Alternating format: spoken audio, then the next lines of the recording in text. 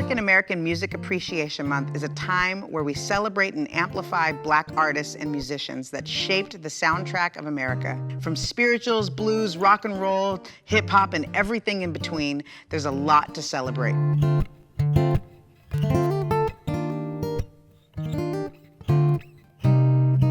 My journey to music started at a really young age. I grew up in a pretty musical family and in the church, and so Black music was played around the clock. Now working at Taylor Guitars, I'm able to bring some of that to our company, and I have an opportunity to elevate Black artists and the history that they're a part of. I think music chose me. I was born in a very musically rich world that was in the beginning quite intimidating because it was a lot of powerful people that are around me, and I felt like I was a small little child that was awkwardly not belonging. But inevitably music became the spirit animal, the thing in me that allowed me to speak. As a kid I was very shy, but music was the thing that gave me a voice, it gave me power.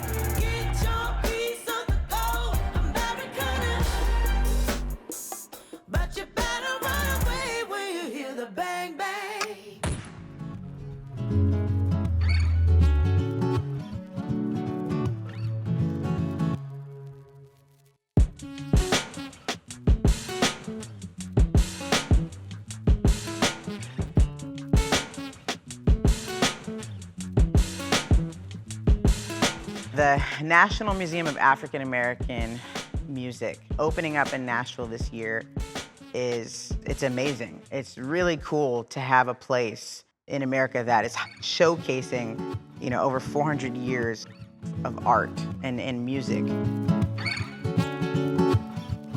So I feel like right now in history, people are starting to feel, and there's kind of a resurgence. They want to understand their history again. And it's a perfect time for the museum to open up and essentially lead the way into a new Renaissance era.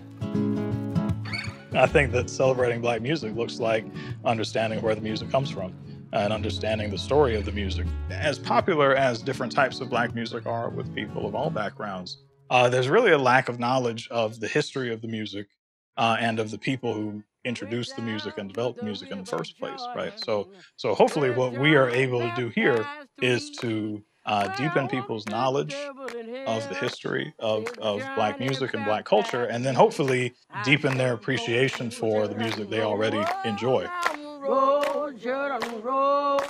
Black music, to me, reflects joy and celebration and hope, but it also reflects pain and frustration and sorrow.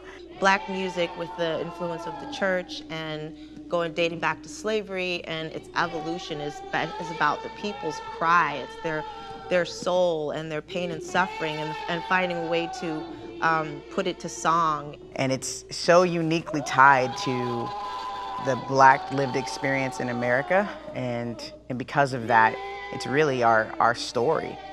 It's always going to be important to call it what it is, to call it Black music, because the history of the music is inseparable from the history of Black people in this country. And so, you wouldn't have the music were it not for the development of a musical tradition from the African American community.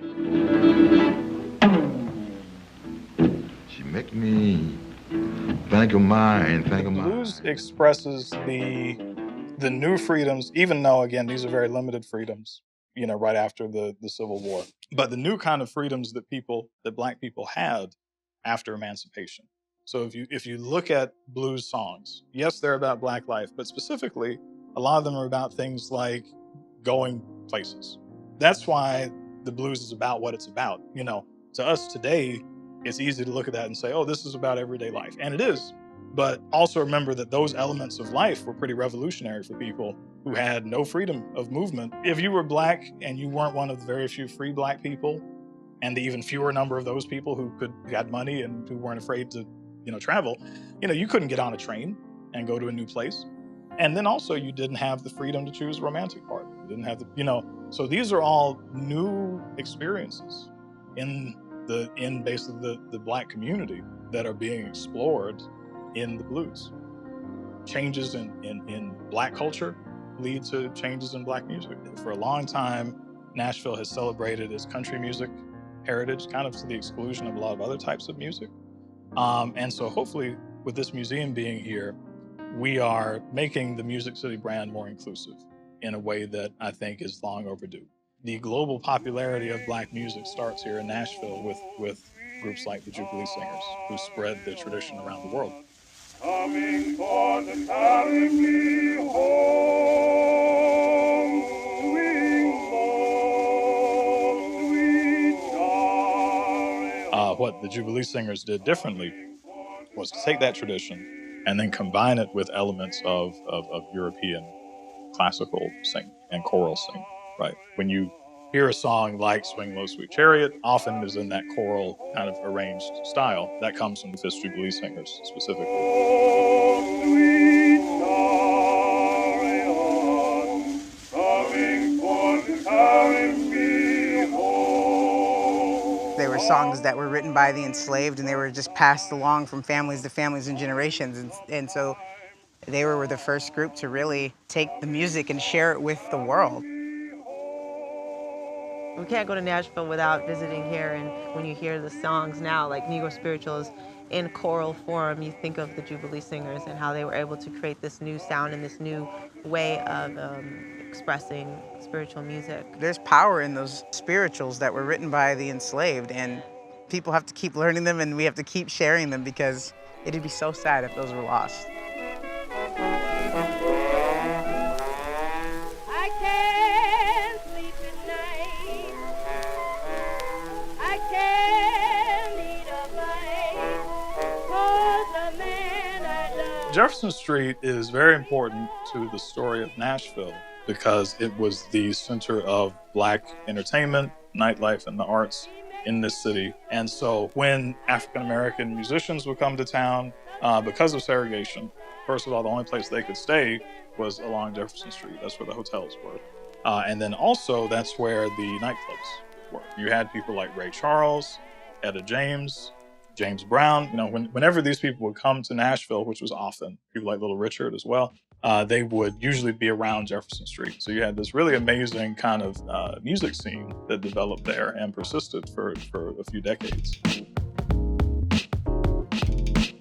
Being here, standing outside of what was Club Barron, this is where Black people would come because of segregation. This was their street, and where we're standing right now could have potentially been like a raging like club.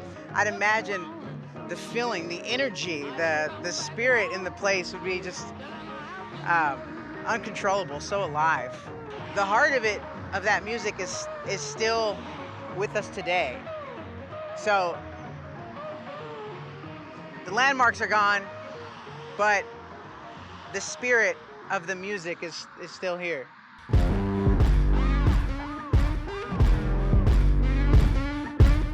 Now is an amazing opportunity for us to learn and be inspired again, because new generations, like a lot of people don't know who these people are, you know, and they were just here not too long ago, but that's how quickly they can be forgotten if we don't continue to tell the stories and celebrate the music. I think what's so cool about being here and being here right around Black Music Appreciation Month, for a lot of people, they don't even know what that month is. They didn't know it existed.